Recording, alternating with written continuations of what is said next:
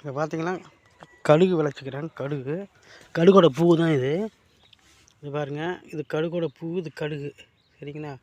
கடுகு விளைஞ்சிட்டு இருக்குது, விளையில. இது கடுகோட காய். இது கடுகு பார்த்துருக்க மாட்டீங்க. கடுகோட பூ இது பார்த்தீங்களா? இது ஃபுல்லாக கடுகு தான் விளைச்சிருக்கிறாங்க. ஃபுல்லாக கடுகு தான். இந்த கடுகோட பூ தான். இந்த மஞ்சள் மஞ்சளாக இருக்கிறது ஃபுல்லாக கடுகோட பூ தான்.